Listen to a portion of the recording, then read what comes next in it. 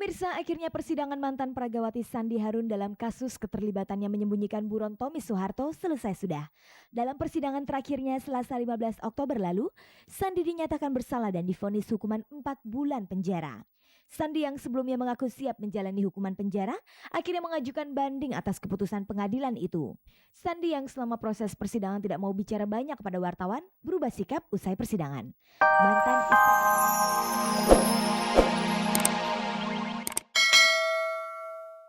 nggak prepare sampai ke sana sih, ya itu kita emang senengnya tuh dadakan aja. Pengennya tuh gitu, kalaupun mau pergi nggak direncanain, soalnya kalau direncanain biasanya kan suka nggak jadi kita pengennya walaupun mau pergi kalau bisa malah udah beli tiket aja di airport gitu langsung pergi. Dulu berdua ini sempat kepikiran pengen beli tiket open gitu. Iya. Dia kan dikit lagi mau ulang tahun, pengen gitu ngajakin gitu. Wah nggak jadi, kayaknya bikin planning lain deh. Baru tiket kita dari reserve untuk pulang pergi, booking aja. Sebenarnya hal apa yang membuat mereka memilih Bali sebagai tempat bulan madunya? Kita tahu sendiri lah, Bali itu kota yang pulau yang dimana kita tuh merasa tenang, ya kan? Ya kalau liburan Bali lah. Brand udah bener-bener Bali itu the best island gitu loh. Nah kita tuh mikir bahwa di Bali tuh aman, tenang gitu kan. Kita terus terang prihatin dan sangat kaget Bali tiba-tiba seperti ini gitu loh, yang tiba-tiba bom gitu. Tadinya rencananya niatnya ke Bangkok. Cuma pas dipikir kayak terlalu dalam waktu prepare-nya tuh kurang gitu. Udah dah Indonesia dulu aja. Apakah mereka menyesal batal berbulan madu ke Bali? Sangat. Cuman ada satu harapan sih, kita Lombok. Tapi jangan sampai Lombok juga digituin ya. Jangan, please, jangan. Kesel banget. Enggak, kita ngebayanginnya kan udah pengen jalan-jalan gitu loh.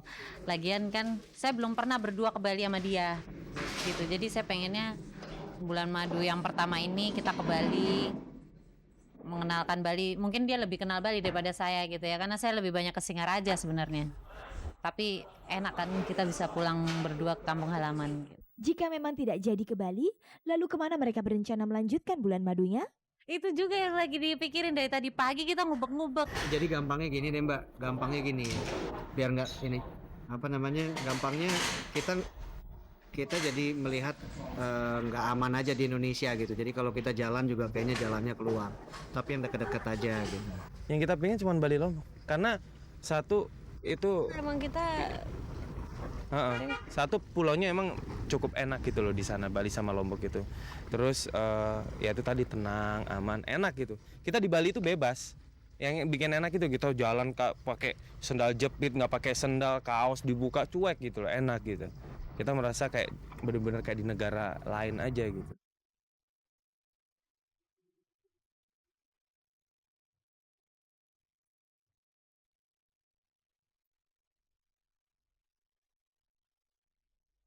Pemirsa, berikut ini kita simak liputan aktual yang berhasil dihimpun tim Cek Tadi Cek.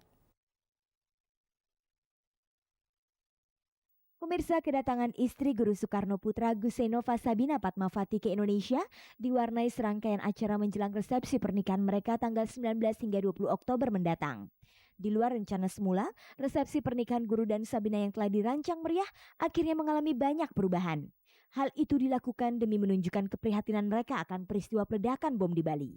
Selain menyederhanakan resepsi pernikahannya di Jakarta, Guru juga membatalkan perjamuan pernikahannya di Blitar dan Bali. Tidak cukup hanya itu, Guru pun akan menghiasi panitia serta pernak-pernik pernikahannya dengan pita warna hitam pada acara resepsi nanti. Selain itu, Guru dan Sabina akan menyerahkan seluruh hadiah pernikahannya untuk program kemanusiaan bagi korban pemboman di Bali dan Manado. Bagi Guru Soekarno Putra, peristiwa yang terjadi di Bali sungguh menyentuh hatinya. Karenanya, sehari setelah kedatangannya menjemput sang istri ke Indonesia, di tengah kesibukannya mempersiapkan perhelatan pernikahannya, Guru langsung memboyong Sabina ke Bali. Tentang kunjungan dadakannya itu, Guru menjelaskan. Ya, kami menjenguk TKP, tempat kejadian perkara, sama terus menjenguk korban di rumah sakit. Ya, saya merasa sangat sebetulnya terpukul ya oleh adanya tragedi Bali tersebut. Pulang dari Bali, sesampainya di Jakarta, Guru pun langsung membawa Sabina dan keluarga besarnya untuk berziarah ke makam ibundanya Fatmawati serta Hartini di Karet Bifak, Jakarta Kamis kemarin. Hal itu merupakan salah satu rangkaian acara menjelang resepsi pernikahannya. Tradisi kami ya, kalau kami misalnya punya apa yang besar gitu, apa setelah pernikahan kan apa sudah berlangsung waktu itu di Tashkent, dengan apa sudah apa berjalan dengan baik.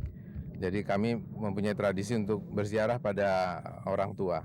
Lalu bagaimana pula dengan acara resepsi pernikahan yang mengalami perubahan mendadak? Kami lebih senang pakai istilah perjamuan gitu. Artinya kami menikah dan mengumumkan, memberitahu handai taulan dan kerabat, mereka datang, kami apa namanya berjumpa.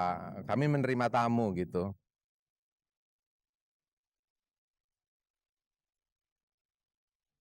Persidangan mantan peragawati Sandi Harun dalam kasus menyembunyikan buronnya Tommy Soeharto mulai memasuki tahap akhir. Sandi siap dijatuhi hukuman oleh Pengadilan Negeri Tangerang.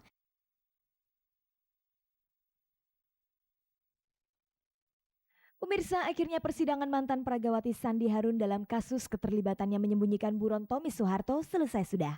Dalam persidangan terakhirnya Selasa 15 Oktober lalu, Sandi dinyatakan bersalah dan divonis hukuman 4 bulan penjara. Sandi yang sebelumnya mengaku siap menjalani hukuman penjara, akhirnya mengajukan banding atas keputusan pengadilan itu. Sandi yang selama proses persidangan tidak mau bicara banyak kepada wartawan, berubah sikap usai persidangan. Mantan istri pengusaha Setiawan Jodi yang dikenal dengan julukan si bubur Manado itu, memberikan siaran pers di Yayasan Yatim Piatu miliknya di daerah Cilengsi, Jawa Barat. Dalam kesempatan itu, Sandi pun memberikan wawancara khusus kepada Cek dan Dicek.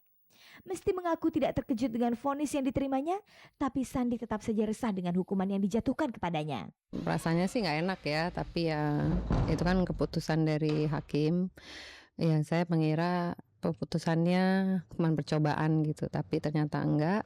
Ya untung ada upaya hukum lain, yang saya ambil banding gitu. Dalam kasusnya itu, Sandi merasa pihak pengadilan tidak memberikan pertimbangan hukum dari sisi manusiawi. Kita kan hidup tidak hanya berdasarkan hukum aja, ada hukum agama juga dong gitu, ada pemaaf. Saya tidak menyuruh bersembunyi, tidak. Saya justru bagaimana membantu untuk supaya menyerahkan diri. Lalu bagaimana tanggapan Setiawan Jodi tentang vonis hukuman yang dijatuhkan terhadap mantan istrinya itu? Ya saya doakan supaya dia naik bandingnya nanti dikabulkan, jadi mungkin jadi cuman di rumah saja, nggak boleh pergi selama 4 bulan gitu kan gitu. Saya nggak marah sama dia, walaupun dia marah sama saya, biarin saja. Dalam persidangan, Sandi dinyatakan bersalah melindungi Tommy Soeharto di masa buron. Bahkan disebut-sebut kalau Sandi Harun beberapa kali sempat tidur sekamar bersama Tommy Soeharto. Hal ini jelas menunjukkan memang ada hubungan istimewa antara Sandi dengan Tommy. Bagaimana Jodi menanggapi hal itu? Saya nggak tahu kok sampai sekarang tuh hubungannya dia sama Tommy itu hubungan solidaritas kemanusiaan atau hubungan Romeo Juliet. Saya nggak, dan itu kan haknya Sandi sama Tommy, iya kan? Ngapain saya mesti nyampurin, iya nggak? Sandi Harun dan Tommy Soeharto berkenalan pada tahun 1993. Setiawan Jodi lah yang mengenalkannya kepada Tommy. Ketika itu Setiawan Jodi dan Tommy Soeharto sedang terlibat bisnis Lamborghini. Sejak itulah hubungan Sandi Harun dan Tommy Soeharto menjadi dekat. Meski bisnis Lamborghini antara Jodi dan Tommy putus di tengah jalan, namun kedekatan Sandi dengan Tommy Soeharto terus terjalin. Sebenarnya seperti apakah hubungan Sandi Harun dengan Tommy Soeharto? Hidup saya biasa membantu orang, udah lahirnya saya begitu. Gitu. Jadi saya berteman dengan Mas Tommy waktu Mas Tommy menjadi anak presiden, waktu lagi senang. Nah setelah susah, masa saya nggak boleh bantu? Sementara saya membantu orang yang miskin, masa Mas Tommy kaya raya begitu, mantan anak presiden, lagi susah, semua orang nggak ada yang mau tolong. Padahal saya temannya, semua orang maunya Mas Tommy mati deh katanya gitu. Saya kan setiap saya misalnya sekarang saya lagi duduk, orang bicara mengenai keluarga Cendana, maunya bagaimana sih? Hukum gantung lah, hukum mati lah, segala macam. Saya kan mendengar itu. Saya kalau menolong suka lupa untuk kasus hukumnya.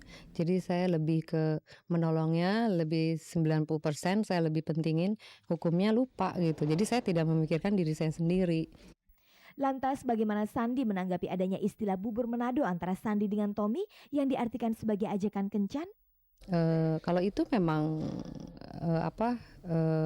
bubur-bubur Manado benar. Cuman masalahnya kan polisi membuka aib seseorang, akhirnya aib itu jadi kata-katanya yang nyerempet ke kemana-mana.